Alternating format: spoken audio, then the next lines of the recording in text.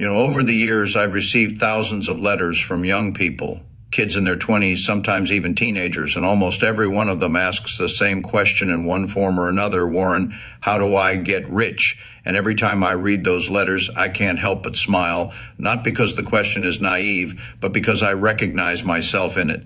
I remember exactly what it felt like to be that age, full of ambition, hungry to build something meaningful, dreaming big while having almost no money to my name. I didn't start with wealth, connections, or some secret advantage. I started small, really small, a paper route, selling golf balls I found in the rough, little side hustles that barely paid anything at all. But looking back now, I realize I possessed something far more valuable than money ever could be. I had time, I had curiosity, and most importantly, I had a willingness to learn. That combination is incredibly powerful. That's the gift of youth that most people don't fully appreciate until it's gone. When you're young, time is your greatest asset. Time allows compound interest to work its quiet magic. Time gives you room to make mistakes, recover from them, and try again. Time lets you build something extraordinary from almost nothing. And that's exactly what I want to talk about today. I want to share the 10 pieces of advice I wish I could personally give to every young person who wants to be rich, not just comfortable, not just getting by, but truly wealthy. The kind of wealth that buys freedom, choice, and peace of mind for the rest of your life. The kind of wealth that lets you live on your own terms. Now, I'll be honest with you right from the start. Some of this advice is going to sound boring. Some of it you've probably heard before from your parents, teachers, or even other successful people. But here's the uncomfortable truth. Knowing something and doing something are two completely different things. Most people already know what they should do. They just don't do it. They nod along, feel inspired for a moment, and then tell themselves they'll start someday. And someday, almost always, never comes. The best time to start was yesterday. The second best time is right now. So as you listen to these 10 pieces of advice, don't just agree with them in your head. Ask yourself honestly, am I actually doing this, or am I just planning to do it later? Because wealth isn't built by good intentions. It's built by consistent action over time. Let's begin with the first and most important piece of advice, the foundation that everything else rests on. Invest in yourself before you invest in anything else. When you're young, your biggest asset isn't money. It's you, your skills, your knowledge, your mindset, your ability to learn, adapt, and earn. The return you get from improving yourself is higher than any stock, bond, or business you'll ever buy. There is no investment with a better long-term payoff than becoming more capable, more confident, and more valuable. Let me give you a personal example. When I was in my early 20s, I had an intense fear of public speaking. I wasn't just uncomfortable, I was terrified. My hands would shake, my voice would crack, and I'd break into a sweat just thinking about speaking in front of people. And deep down, I knew that fear was limiting me. It was holding me back from opportunities I hadn't even encountered yet. So I made a decision that felt risky at the time. I enrolled in a Dale Carnegie public speaking course. It cost me $100, which back then was a huge amount of money for me. In fact, it was probably nearly everything I had saved. But that $100 turned out to be one of the best investments I ever made. Not because it made me rich overnight, but because it changed how I showed up in the world. It gave me confidence. It expanded my ability to communicate, persuade, and connect with people. And those skills compounded over time, just like money does. That single decision paid dividends for the rest of my life.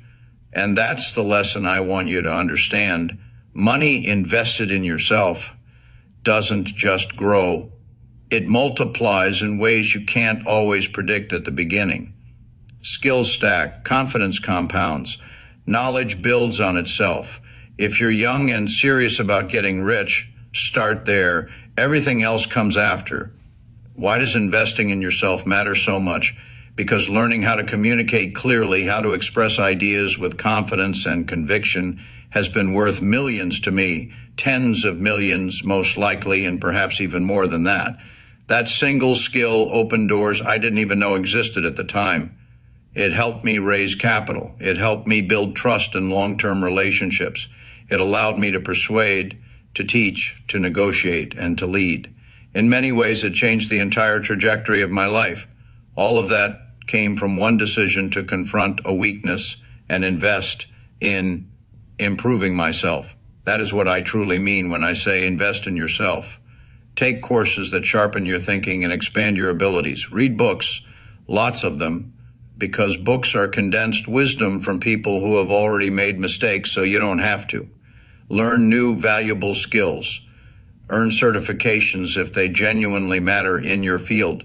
Travel if it broadens your worldview and teaches you how different people think and live. Do anything that increases your knowledge, your competence, and your value in the marketplace. Because here's a truth that most people overlook. No one can ever take those investments away from you. The stock market can crash.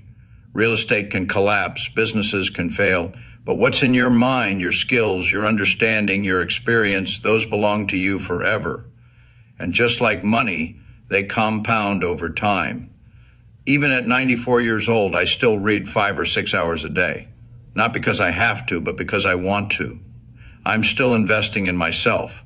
I'm still learning. And that's exactly why I'm still relevant, still able to make sound decisions, still capable of adding value. Learning doesn't stop when you get rich. It's one of the reasons you get rich in the first place and stay that way.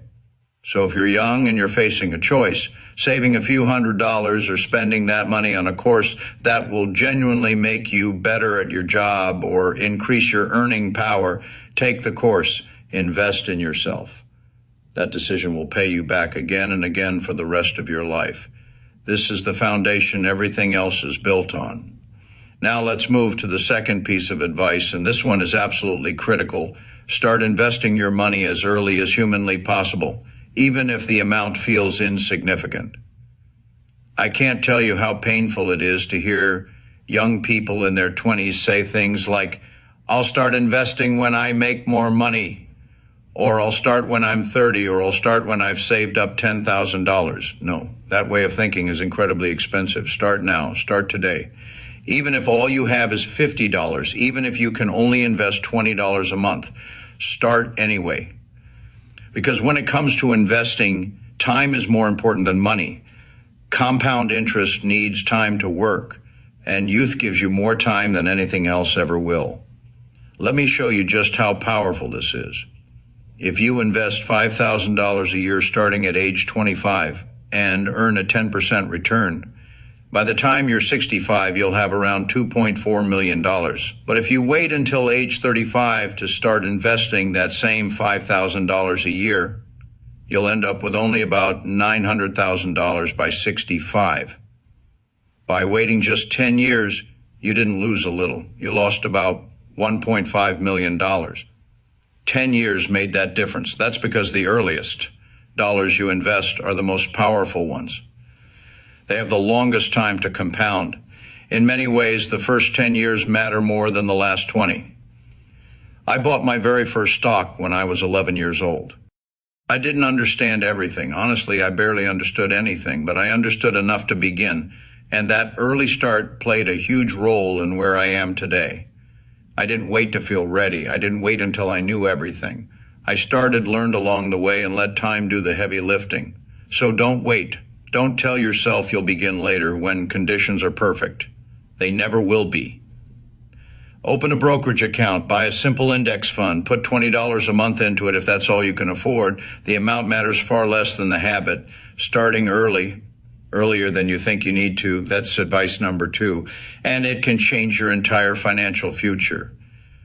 The third piece of advice, and this one's going to sound boring, but it's absolutely crucial, is live below your means, not at your means, not close to your means, below your means. Most young people, when they start making money, immediately increase their lifestyle to match their income. They get their first real job, they're making $40,000 or $50,000 a year, and suddenly they need a nice apartment, a new car, all the latest gadgets. Then they get a raise and their spending goes up to match, and another raise, more spending. And they're always living right at the edge of what they make, sometimes beyond it with credit cards.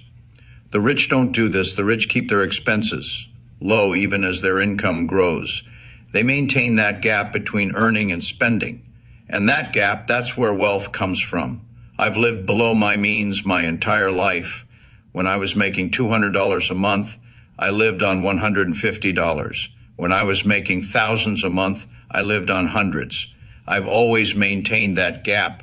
And you know what? It's actually easier than it sounds, because if you never get used to an expensive lifestyle, you don't miss it. You don't need the fancy apartment if you never lived in one. You don't need the luxury car if you've been driving a regular car all along. Most people make it hard on themselves by upgrading their lifestyle immediately. Then they're trapped. They can't go backwards. They can't save more because they've committed to all these expensive things. So here's what I want you to do. When you get a raise, don't change anything about your lifestyle, nothing. Keep living exactly like you were, and take that entire raise and invest it. If you can do that consistently, if you can resist the urge to upgrade your life every time your income goes up, you'll be wealthy before you know it, because you're maximizing that gap. You're turning all of your income growth into investment growth. That's advice number 3. Live below your means always. The 4th piece of advice, and this one's tough because it goes against what everyone tells you, is don't worry about getting rich quick. Focus on getting rich for sure. Young people, they're impatient. They want results now. They see someone make a fortune in crypto or some hot stock and they think that's the path, get rich quick. But that's gambling, not investing. And most people who try to get rich quick end up staying poor because they take big risks on things they don't understand, and they lose. The wealthy people I know, they didn't get wealthy quickly. They got wealthy slowly and surely. They compounded their money over decades. They were patient. I've been investing for over 70 years, and the vast majority of my wealth was created after I turned 50. Not because I suddenly got smarter, but because compound interest finally had enough time to really work its magic. That's the secret nobody wants to hear. Wealth isn't built in your 20 seconds or 30 seconds. That's when you're planting the seeds. The real harvest comes later, but only if you're patient enough to let those seeds grow. So ignore the get-rich-quick schemes. Ignore the people claiming they can teach you to make millions overnight. It's nonsense. Real wealth is built slowly through consistent investing in good assets over long periods of time. Be the tortoise, not the hare. Slow and steady wins the race every single time. That's advice number 4. Don't chase quick riches, chase certain riches. The 5th piece of advice, and I cannot stress this enough, is protect your reputation like it's the most valuable thing you own, because it is. You know, I've said this before. It takes 20 years to build a reputation and 5 minutes to ruin it. And if you think about that, you'll do things differently. When you're young, you might be tempted to cut corners, to be dishonest, to get ahead, to take advantage of people, to chase money in ways that compromise your integrity. Don't ever do it. Not even once, not even when you think nobody will find out, because your reputation is everything. It determines who wants to do business with you, who trusts you, who gives you opportunities. And once it's damaged, it's almost impossible to repair. I've built Berkshire Hathaway on a foundation of trust and integrity. People know that when they deal with me, I'm going to be honest, I'm going to be fair, I'm going to do what I say I'll do. And that reputation has been worth billions to me, literally billions, because people want to sell me their businesses. They want me as a partner. They trust me with their money. But if I'd ever lied or cheated or cut corners, I wouldn't have any of that. I'd be just another businessman nobody trusts. So protect your reputation. Be honest even when it costs you. Be fair even when you could get away with being unfair. Keep your promises. Do what's right, because in the long run, your reputation is your most valuable asset. And unlike money, once you lose it, you can't just earn more. That's advice number 5. Guard your reputation with everything you have. The 6th piece of advice, and this one's practical and powerful, is learn to live on one income if you're part of a couple. And if you're single, live on half your income. Here's what I mean. If you're married or in a partnership and both of you are working, don't build a lifestyle that requires both incomes. Build a lifestyle that requires one income and invest the other income entirely. This does two things. First, it accelerates your wealth building dramatically. You're essentially doubling your investment rate. Second, it gives you incredible security. If one person loses their job or wants to take time off, you can still maintain your lifestyle. Most couples do the opposite. Both people work, and they build a lifestyle that needs both incomes, big mortgage, 2 car payments, expensive childcare, private schools. They're trapped. Both have to keep working or everything falls apart. And single people, they spend everything they make. They think, well, I'm only supporting myself. I can afford to spend more. But that's backwards thinking. If you're single, you should be investing even more aggressively because you don't have dependents, you have flexibility, you can take risks, you can live in a cheaper place or have roommates or do things that might not work with a family. So use that advantage, live on half your income, invest the other half, and watch your wealth grow faster than you ever thought possible. I've always been frugal. Even when my income was high, I kept my personal expenses low. And that discipline, that's what allowed me to reinvest so much of what I earned. That's what allowed compound interest to work its magic. So that's advice number 6. Live on one income or half your income. Invest the rest. You'll be amazed at how fast you build wealth. The 7th piece of advice, and this one's often overlooked, is surround yourself with people who are better than you, people who challenge you, people who make you uncomfortable. You know that old saying, you're the average of the 5 people you spend the most time with? Well, it's true. If you hang around broke people who don't value money or education or growth, you're probably going to end up the same way.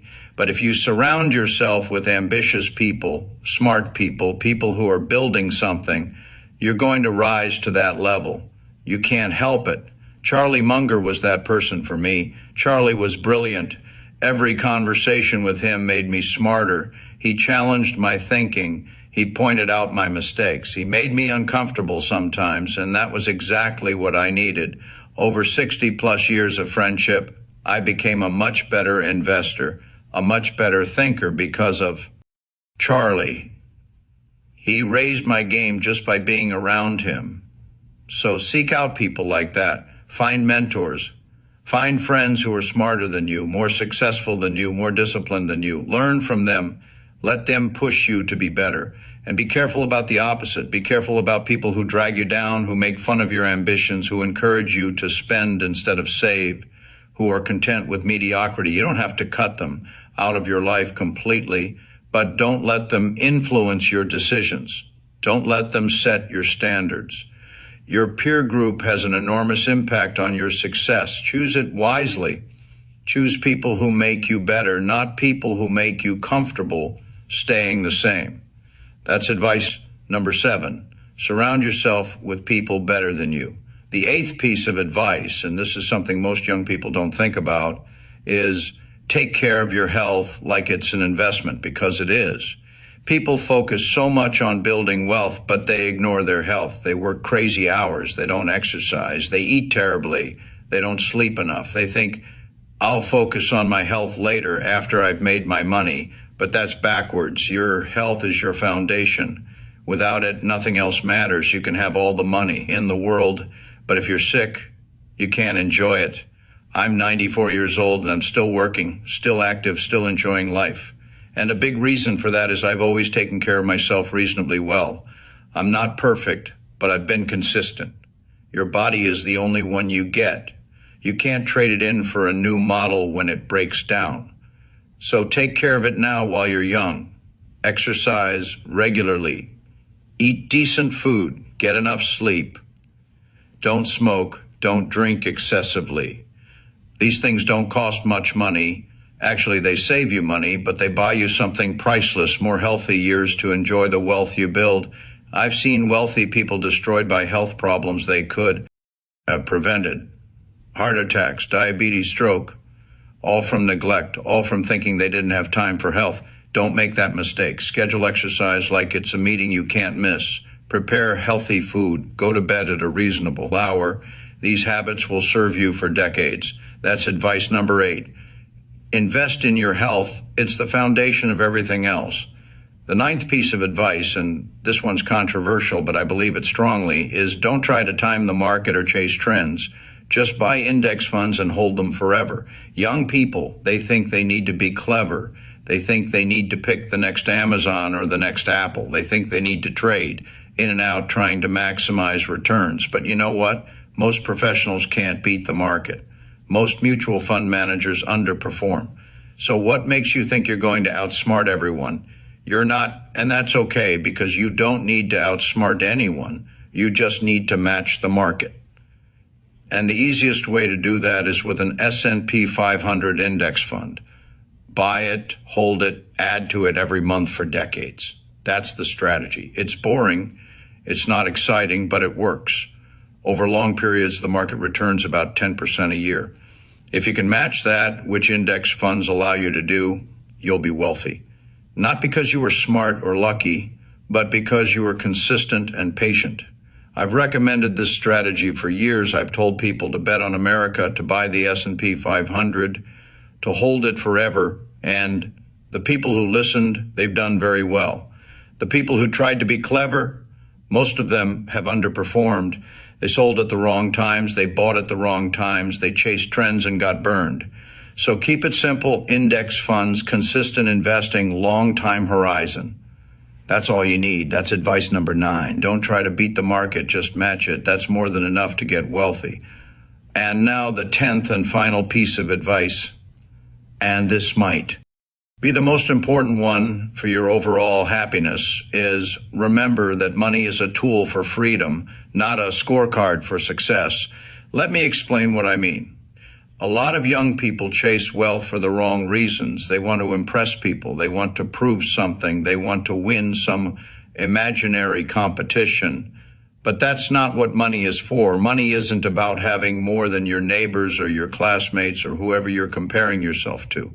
Money is about freedom. Freedom to do what you want. Freedom to work on projects you care about. Freedom to say no to things you don't want to do. Freedom to help people you love. Freedom to live life on your own terms. That's what wealth should give you. Not stress, not pressure to maintain an image, not endless worry about what other people think. I've never cared about impressing people with my wealth. I drive an old car. I live in the same house I bought in 1958. I don't own a yacht or a mansion or any of the things people associate with being rich. Why? Because those things don't give me freedom. They take it away. They require maintenance and worry and attention. They're burdens disguised as luxuries. What I value is freedom. The freedom to spend my days doing what I love, studying businesses, making investments, learning new things. The freedom to work with people I like and respect. The freedom to say no to opportunities that don't interest me.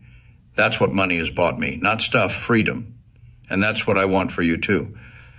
So as you build wealth, and you will build wealth if you follow this advice, keep asking yourself, am I building freedom or am I building a prison of expensive things I have to maintain?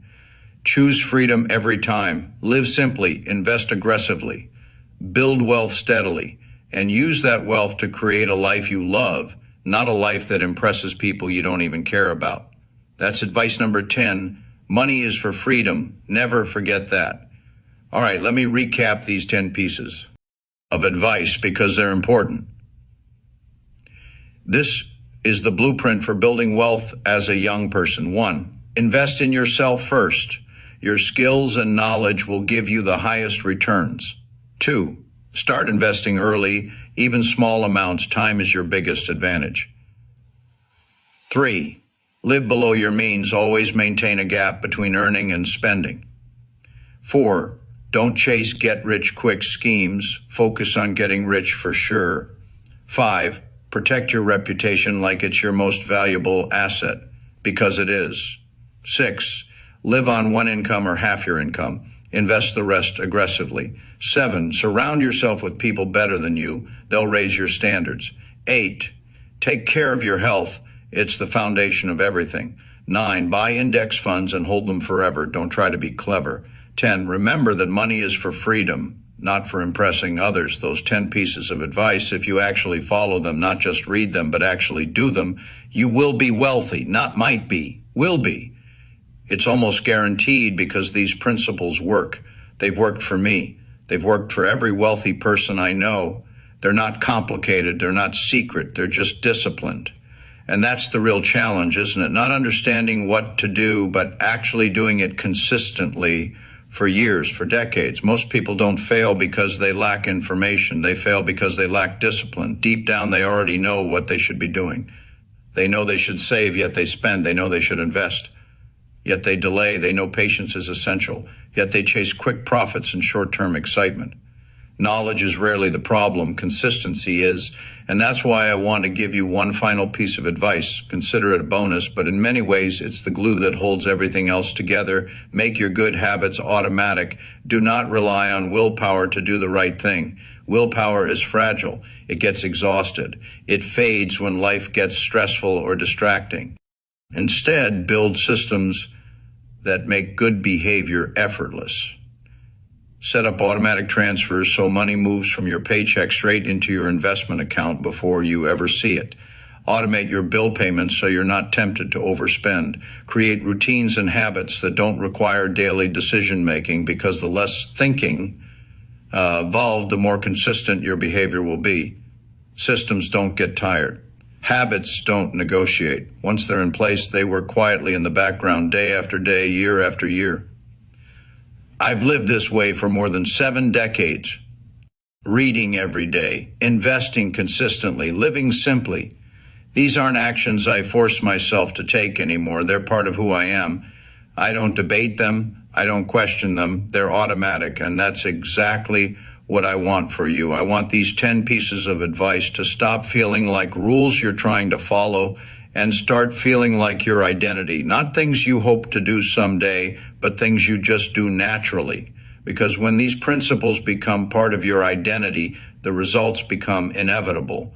And when those results arrive, they won't arrive overnight. They won't show up in a year or even 5 years. But look ahead 10, 20, 30 years, and you'll be amazed. You'll find yourself wealthier than you ever thought possible. And more importantly, you'll be free. Free to make choices based on what you want, not what you can afford. Free to walk away from situations that don't serve you. Free to help others, to explore your passions, to live life on your own terms. That is the real reward. Not money, but freedom. When I look back on my 94 years, I don't think about my net worth. I don't think about stock prices or balance sheets. I think about the life I've been able to live, the work that energized me, the people I've met, the ideas I've explored, and the freedom I've had to pursue what truly interested me. That's what wealth gave me. Not luxury, not status, freedom. And that's exactly what I want for every young person listening to this. So take these 10 pieces of advice seriously, write them down, reflect on how you're going to apply them in your own life, and then act. Start today. Don't wait until you're 30 or 40 or 50. Start now while time is still on your side, because here's the beautiful truth. If you begin early and follow these principles consistently, you can reach financial independence by middle age. That gives you decades to enjoy the freedom you worked so patiently to build. But if you keep postponing, if you keep telling yourself later, you may wake up one day realizing you waited too long. And by then, the clock is no longer in your favor. Don't let that be your story. Don't look back with regret. Look forward with intention and purpose. Take these principles, make them part of your daily life, and build the wealth and freedom you deserve. You already have everything you need: time, opportunity, access to information. All that's left is discipline and patience. So start. Invest in yourself. Save and invest consistently. Build the life you want. Your future self is watching, and they're counting on you.